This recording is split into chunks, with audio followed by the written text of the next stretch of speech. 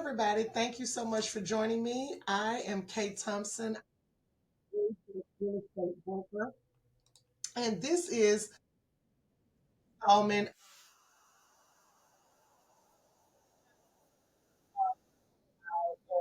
streaming this to Spotify. It does play live on YouTube, so you can go out and search me out on YouTube. I don't believe, I'm not sure if I make the public or not to YouTube because they're really specifically for our best agents. Um, but if they're unlisted, somebody can just let me know that. And what I'll do is send you a link to the section of my YouTube channel where you can check these out as well. So you don't have to necessarily be on Spotify in order to get this information. I do send it out in a link each week, also via email to our agents. I'm excited to be doing it. I'm very proud of the consistency that we've had with it. We've only missed maybe a couple few weeks since we started in February, and so that's really good. And this gives you guys reference to go back to at your own leisure, and when you need to be able to refresh yourself on different things, learn about different things that's happening in our markets. We're going to try to do more to bring sales things to you. We had a podcast with Richard Scarborough where he gave some very in-depth information about how to build a sales pipeline in essence. And we had a little trouble with that one, so hopefully we'll be able to get him back in and we'll be able to show you the tools that he was showing us when he was here doing it. You can hear the entire audio with Richard, but he did have some handouts that I thought were quite important. And as you guys know, this is also a way for me to bring you real estate news. I know that so many of you are busy doing so many different things to manage your clients and other aspects of your life that you're not always in the space where you feel like you can read just for comprehension and leisure. And I just want to say to you guys that there are some physical benefits to reading. And you can look those up. It helps with all sorts of things, the imagination, and it helps with memory, lots of things. And, I'm always astonished at the fact that more people don't take time out you know, um, to learn something that, that maybe they don't um, think about as being important later on down the line. We tend to absorb information in the now, like as we need it in the now, present, but not really thinking so much about how we can use the information in the future. And I'm not really sure where this came from for me, but I've always been someone who wanted to learn something different, who wanted to, be able to see things from a lot of different perspectives. And you have to get outside of what you know and what you're used to in order to be able to do that. I have a certain experience here in the world as an individual, as a woman, as a real estate broker, as a mother, as a sister, being a part of a family. Those experiences and what we learn and glean from those experiences shape a lot of who we are. And if we don't step outside of that which we know, we can. It can be very difficult to think about what's possible.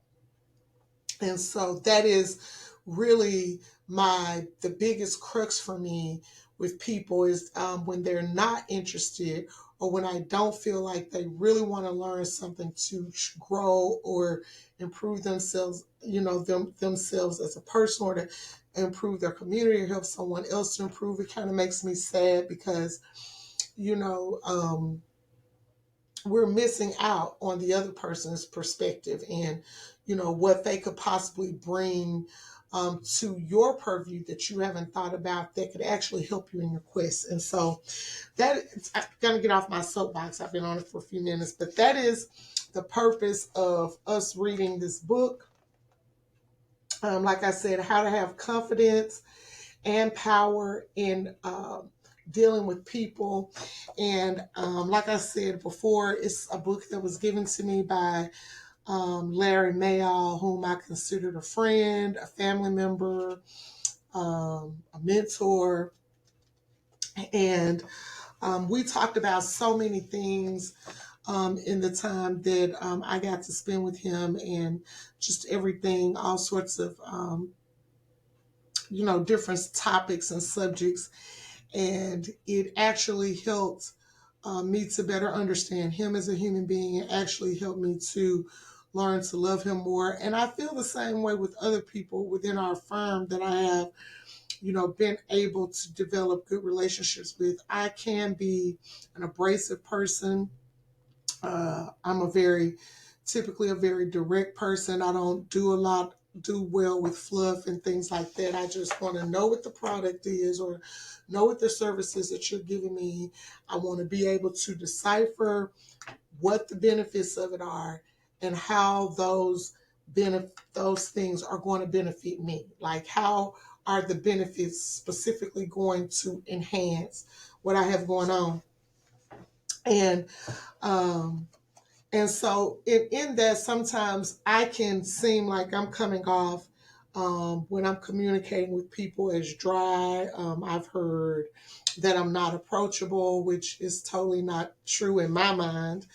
Um, I described a scenario last week where, Shanita was telling me that I was being negative, and I said I had to go back and look at myself and my own actions to see, where I went wrong in my delivery, because I didn't want her to think about what I was saying as being negative, but that's how she perceived it. And so that's why I think understanding communication is very important, especially with our clients, because sometimes we can read the client, as being one sort of way, especially in our initial meeting with someone. And then that impression can kind of drive everything that we do with that person afterwards. And sometimes it's us that has the communication issue that's frustrating to the client. And so I'm trying to go at this at a good pace. So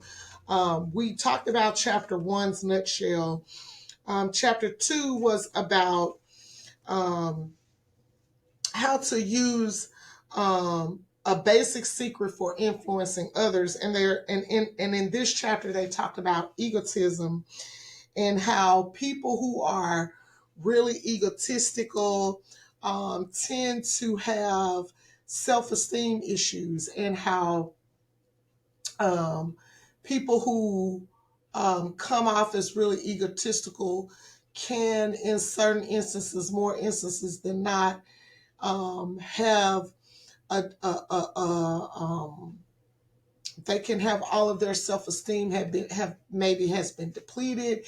Maybe they didn't have someone in their life that was able to, build them up enough that, they can have even balance as they go on. And so I underlined some things in the chapter that I thought were interesting. So Edward Bach, famous editor and humanitarian, said that what the world calls ego and conceit is really a divine spark planted in man, that and that only those men and women who had lighted the divine spark within them ever did great things.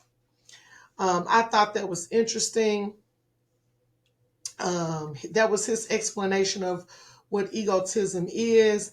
He goes on to say, whatever name you want to give it, human dignity, personality, or whatnot, there is something deep in the heart of every man and woman that is important and that demands respect. So every human person, and I totally believe that to be true.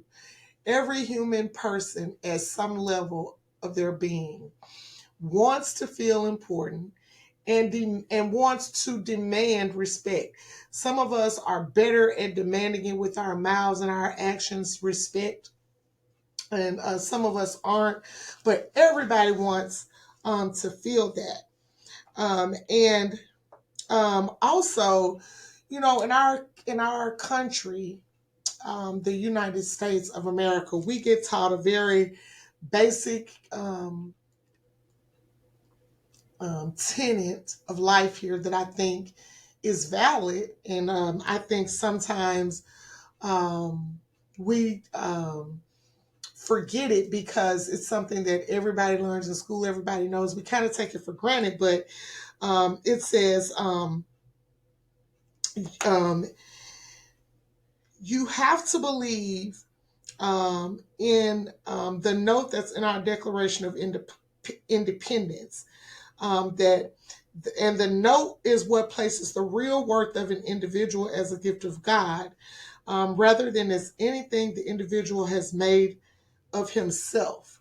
We hold these truths to be self-evident, that all men are endowed by their creator with certain unalienable rights. And they don't finish this out, but I can finish it for you because, like I said, I'm an avid reader. The Declaration of Independence says that it says that everyone, is endowed by their creator with certain unalienable rights, that among these are life, liberty, and the pursuit of happiness. And to secure those rights, governments are, uh, derived by men or something to that effect. But in the final analysis, what it's saying is you can't separate certain things from human relations unless you believe that there is a creator who has endowed men with unalienable rights or an innate worth. You cannot very well believe in people. And I think in order for us to have effective communications with people, we do have to believe in people. We have to um, believe in what we know about people, that, there's people out here who can have good, um, um, that we can have good natured people. And so you're looking for the good in people. That helps you to be able to set a common basis or a level ground for communicating with people, if you believe that people have a good side to them.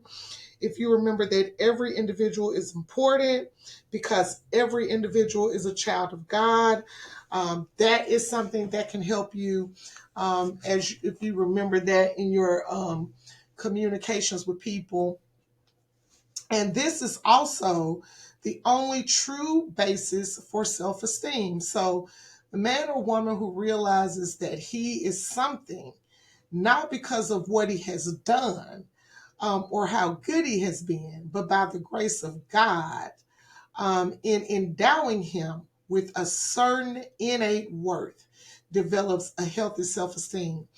And so basically, we're all egoists, is basically what this book is saying. Egotist. We all want to feel important. We all demand respect. And we all want people to deal with us with a certain with a certain level of respect and appreciation for our mental capacities, our abilities to make deals, or what have you. And it does go on through and talks about, what it means to have a starved ego. We're not going to go into all of that. There is a sentence that I think people need to remember when you're dealing with other people, is that low self-esteem means friction and trouble. So if you're dealing with someone that has low self-esteem, you coming at them, attacking them, is not going to improve your communications with them. In fact, it's going to make it worse.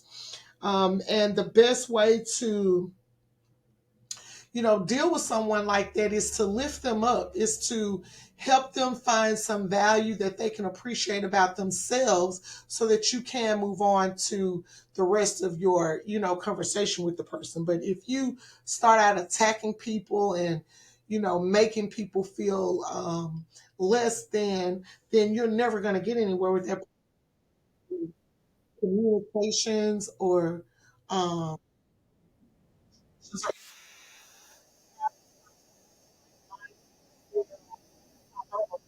this bell on my computer that goes off. It reminds me of a break. So if you hear that, I apologize. You also have to lower yourself to be petty, which is something else that I don't think people realize. Um, and because I'm a human being, and especially in my younger days, I could get pretty petty with my cousins and things of that nature when we would fight over frivolous things. You do, as I think back on that, you do have to lower your own high thinking to be petty. And so we don't want to do that. And that becomes really easy when the person is suffering from low self esteem. And when, a person's self esteem becomes low enough, almost anything can become a threat. Um, a braggart, a show off, those are people who tend to have low self esteem. People who, no matter how good you did something, they can do it better. They did it better. You can meet, a local star. That doesn't matter because they know a national star, all that kind of stuff. Um, and it really sounds, like a lot of people that I've met in my life, that I had this one person. I would think that at a job I had, I would just be like, oh my God, if this person says one more time that they know something or that they've been through something that I've been through and they came out better. Like, I mean, it could be possible that that happened to you, but I don't always want to feel like, my story is less important because you have one that you feel is a better story to tell and it's about the same subject. So, I always wish that person would just shut up because it didn't matter if it was me. It could be anybody in our workplace. If they did something or they had some accomplishment, this person would say, oh, I did that 4 years ago and I did it like this and la, la, la, la, la, la, la. It was the most annoying thing ever. Um, Help the other fellow like being himself better. So if you run across someone that has, um, low self-esteem, and you can tell that I suggest you get this book so that because it does point out some um, characteristics. We're not going to go into those, but you can help that person be a better like themselves better. If you can do that, then you can move on to negotiating and things like that that you need to get to it as a part of your conversation with the person. These same principles work for everybody. Is another is the other is another section here that you can be a king or you can be a child. Everybody pretty much adheres to these same basic principles when it comes to human relations. And it says the first law of human relations can be summarized as people act or fail to act largely to enhance their own egos. Remember, they say everybody is an egotist. And then so then we get to the essence of the chapter. Number one, we're all egotists. We are all more interested in ourselves than in anything else in the world. I do believe that, even if we're not all out here saying it out loud and acting that way, we are the most important thing to ourselves um, in the world. Every person you meet wants to feel important and amount to something. When I was, and I still am, in Mary Kay, when I first joined Mary Kay almost 20 years ago, that was one of the principles that they taught us. Well, they taught us three things. Let me say these three things. And I still live by these things today.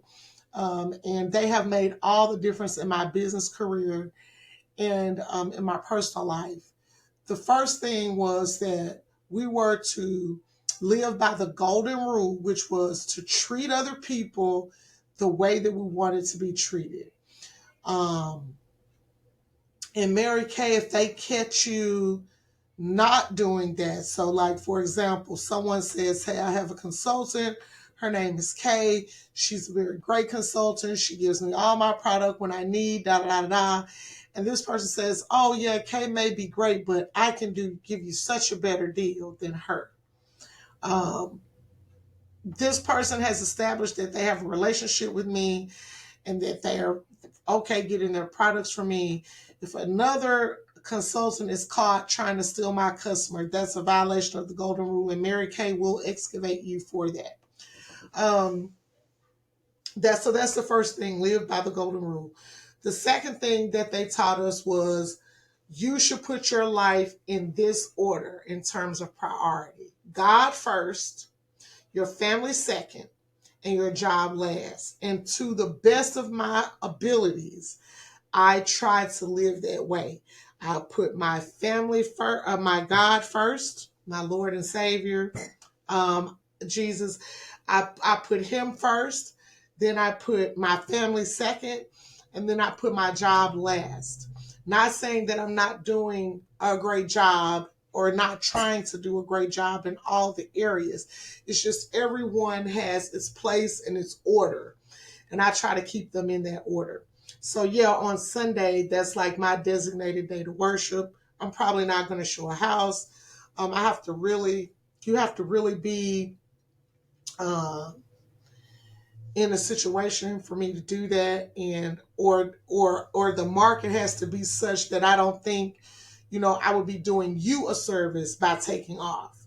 Now, that's not to say that, everybody can do that. When I first became a real estate professional, I actually did work 7 days a week because I needed to build my clientele and my opportunities.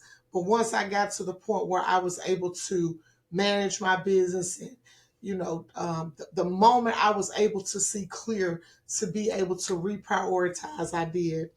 Um, and I'm not even saying that you should take the route that I took.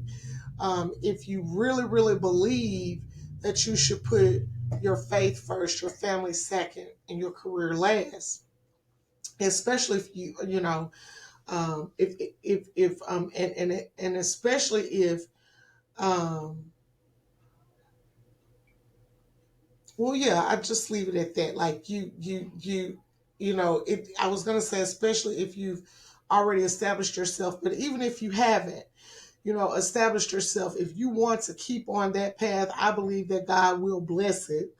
In my experience, I just was listening to outside forces who told me that my belief that you put your faith first, your family second, and your career last was, people didn't do that. So, that was just me being young and, trying to be open minded and allowing somebody to test my faith. A hungry ego is a mean ego. There is hunger in every human being for approval. Satisfy the other person's hunger for self esteem, and he automatically becomes more friendly and likable. Jesus said, "Love thy neighbor as thyself."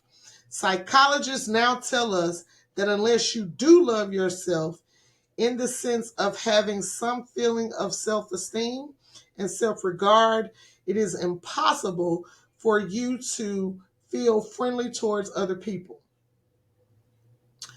And they're reminding us to remember the sentence: low self esteem means trouble and friction.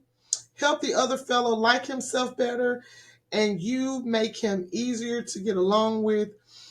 People act or fail to act largely to enhance their own ego. So we'll move on to chapter 3, hopefully in the next week, which is about how to cash in on your hidden assets.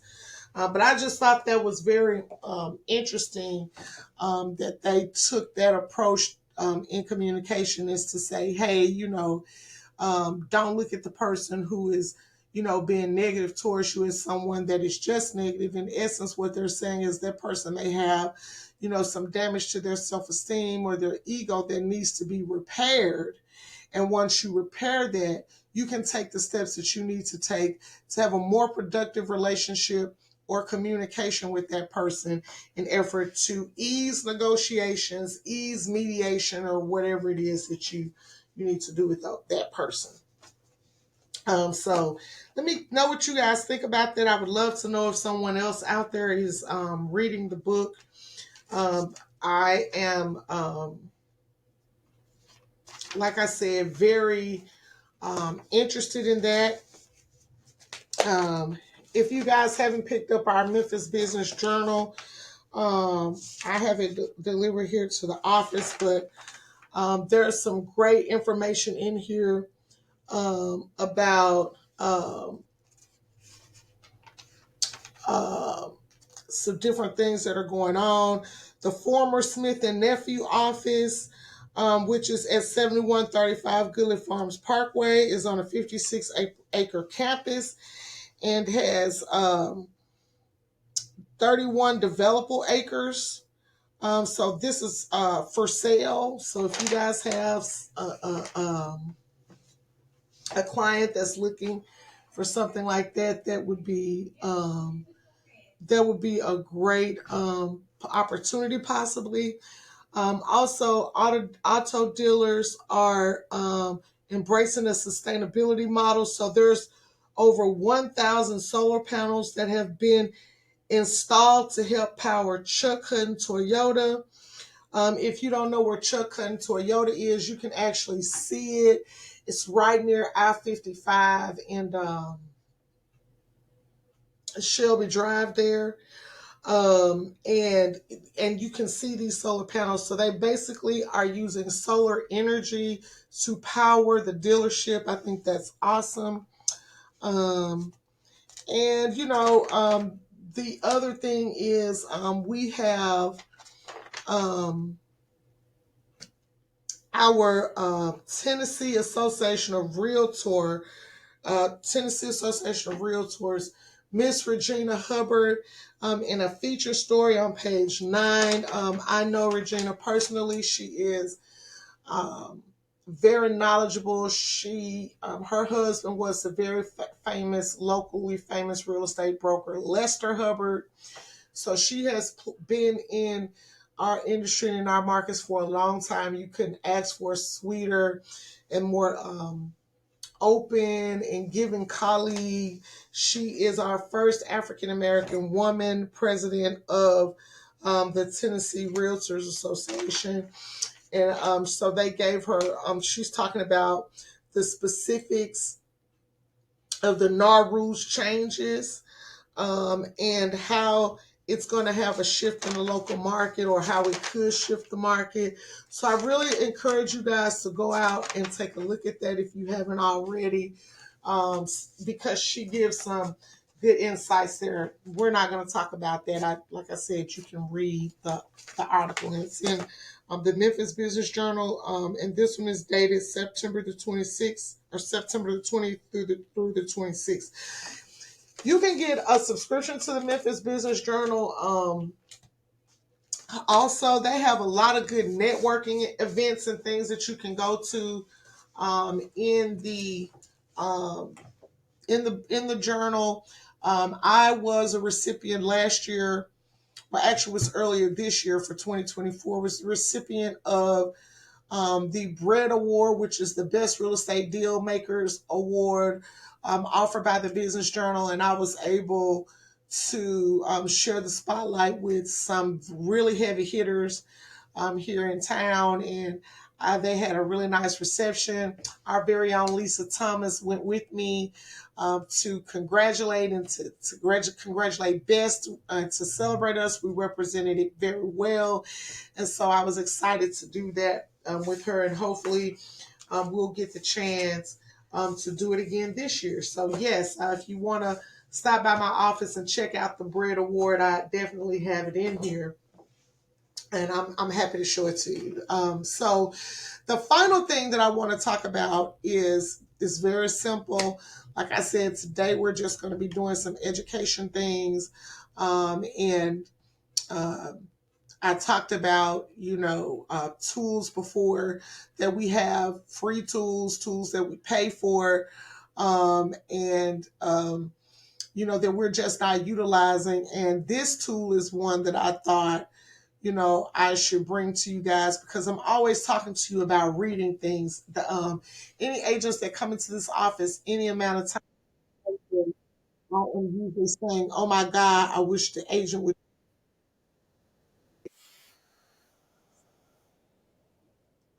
Quite a few questions. More than half of the questions that I get are questions that people could just look up the answer to.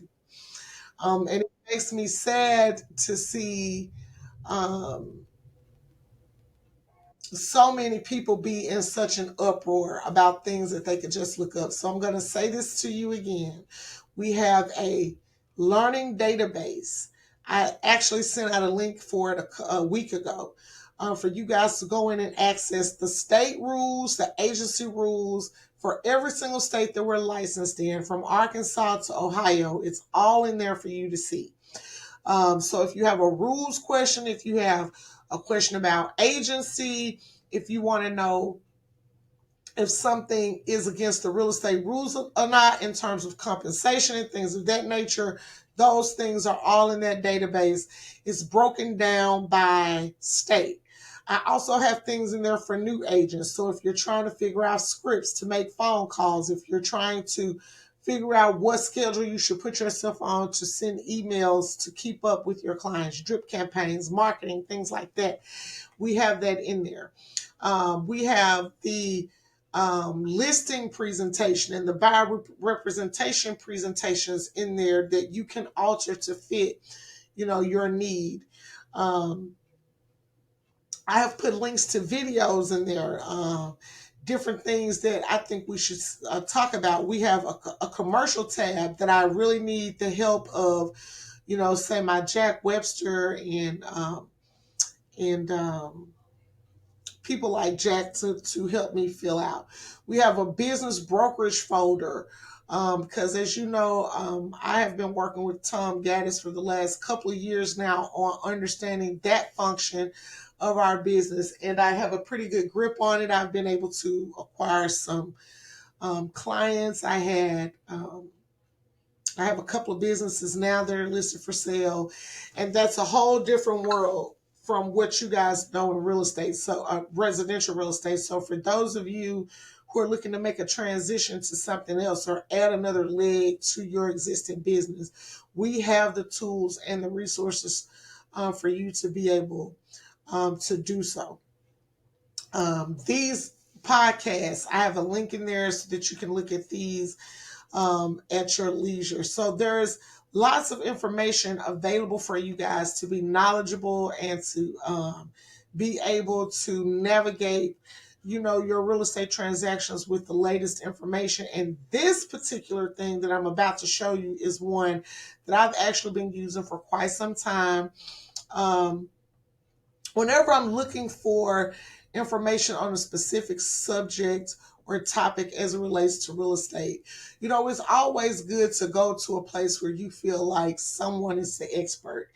And NAR Realtor, to me, the membership that we pay for, the NAR Realtor website, um, if I could just get that without I don't even need the MLM. Like if I could just get, the NAR Realtor, the information that they put there, I would be batting 1,000, like, because I think the information is so complete and thorough. Um, I mean, it's just a shame more people aren't using it. But what I'm going to do at the moment right now is I'm going to share my screen. Um, because I want you guys to see um, what I'm talking about. So, in case you didn't know, the National Association of Realtors, in your NAR.realtor website or web page or website, there is a a library, so a collection of books and audiobooks and all sorts of materials. As you can see, I'm already logged in, so you can borrow books from here, and you can get them as ebooks. They'll If you have a Kindle or if you're on Amazon's Audible, they will share the books directly to those spaces so that you can access them through audiobooks. They have a wish list. They have related titles, a history of what you've rented, and then settings, like if you wanted to change something around. So they've got a total in this library of 9,771 titles. So enough information to keep you going for quite a long time. And they have fiction. You see that. We have a fiction section. We have a nonfiction section, which is phenomenal, as you can see, with all sorts of topics in here. And we also have juvenile fiction, juvenile nonfiction, young adult fiction, and young adult nonfiction. So this is through Libby, which is a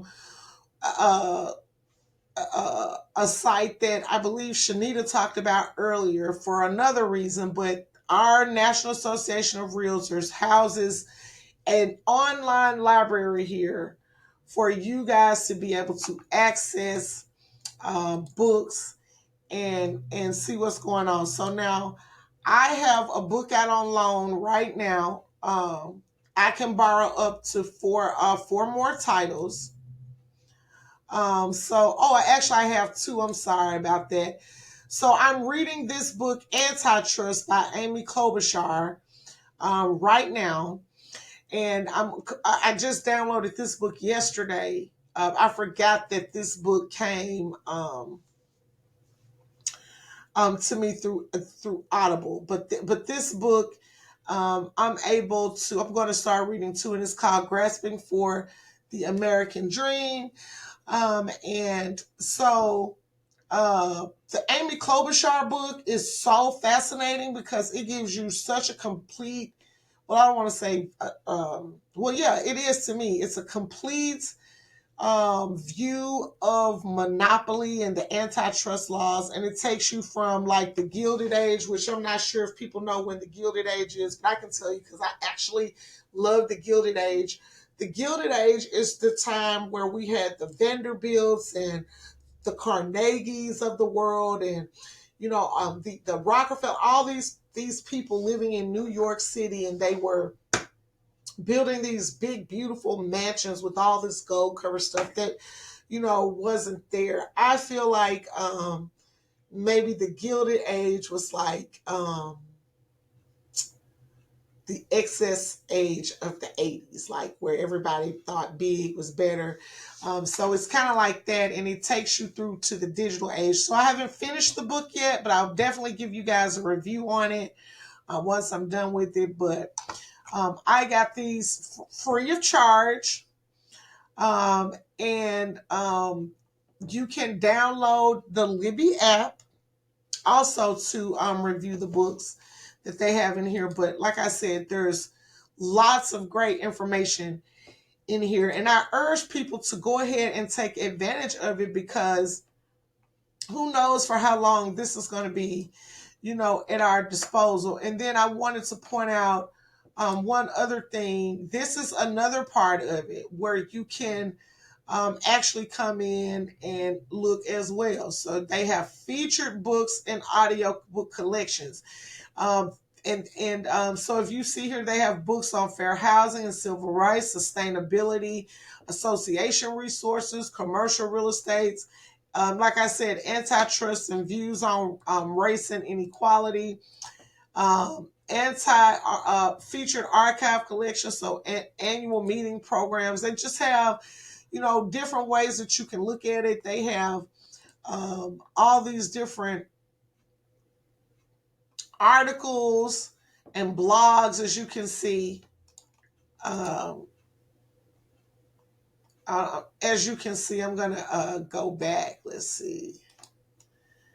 Actually, let me go off of there. I think I just Yeah, let's see. I just kind of messed that up. I want to make sure that I go back to, okay, there we go. There we go. Okay, so see, yeah, so I'm not sure if you saw it or not, but I was just saying that this is the front of the library. This is where you can log in here too, as you can see. But they have all these featured ebooks and audiobook collections here. They have a library services, a loan policy, so you can figure out what you can and can't do. They offer a way for you to search, and as you can see, you can search all sorts of things over here. Um, um, they have different references. They've already done the research for you, so you can get a list of references and look at all sorts of things as they relate to real estate. Like, that list is so long. All of these things they have a reference for. Let me show this tab. So yeah, so here's your library and archives reference. And it says, like I said, they've already done the research for you. You can view the topics by category or alphabetically. And here is a list. So all of these things are things that you can come to NAR.Realtor and find out about. Amazing and so awesome. These are things, guys, as I stated before, that you are already paying for with your association dues. So you might as well take advantage of this information and use it. I use it. I use it religiously. One of the things that I can tell you in terms of communication that I do is when I have clients who, like right now, I have a client that I actually, I got the client just haphazardly. The client was led to believe that their property was worth a certain amount, that it would sell for a certain amount, with no, all they said is this person told me they searched out comps and the comps said what they said. I am a firm believer in sending people data so they can see for themselves. So, and when I first met the person, while the person was avid about selling their home, they weren't as avid about changing the price. So I've been communicating with him, reminding him that he's doing me a service by allowing me to sell his beautiful property, but also showing him data. Like, by my doing that, I'm setting him up to understand that now I have this data that's undeniable that I can show you. No matter how nice I am, no matter how much I try to, I want to build you up and for certain things, this is what it is. And we need to, if we're going to sell your house, these are the steps that we're needing to take. So now he's to the point where I'm just saying, hey, it's been a week. We still don't have an offer. He does know, because I keep reminding him, this is what I think your house is going to sell for. He's still a little bit above that price, but just the fact that I'm able to bring him down with just a quick conversation and showing him data, because I'm, constantly reminding him that, hey, I appreciate the opportunity that you have given me. It's making all the difference in the world. And so I urge you guys to do that. Think about how you communicate with your clients. Think about the things that you will want to know, and how would you want those things presented to you. As the book says, we have to do things in the way that the Lord God will want us to do, and we have to talk to people in the way we will want to be talked to. Um, um, I had an agent tell me the other day that she just, I was giving her information. I had given her the information, a few times, and, she just really, I'm not really sure where the disconnect was, but it wound up being that I got angry. And, you know, just because, well, I do know what the disconnect was. She began to tell me that she had, talked to her. She was talking to her friends and to other people in the real estate industry about her issue before she brought it to me. And so my thing was, I've given you these places because, she did call me before. So I'm telling her, these are the places where you can go and search out the information that you need. She didn't do any of that. She didn't even read the information that I did give her. And so, yes, it did. It was kind of astonishing to hear. Well, I would rather just go talk to this.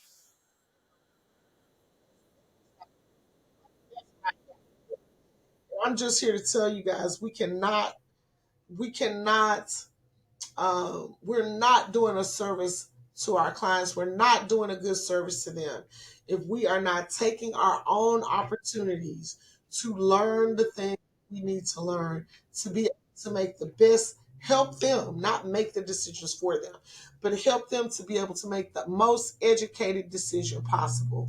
Why would you trust your friend and your friend's broker, whom you have no real relationship with, to tell you the truth about something um, that you're not even sure that they're reading about or that they're abreast of it? I mean, you could ask them, I guess, the same way you could ask me, but if you choose to hang your license with someone who, or a company that is going to, encourage you to seek the truth for yourself and wants to show you how to do that, it can be disheartening to hear that's not where I want to be.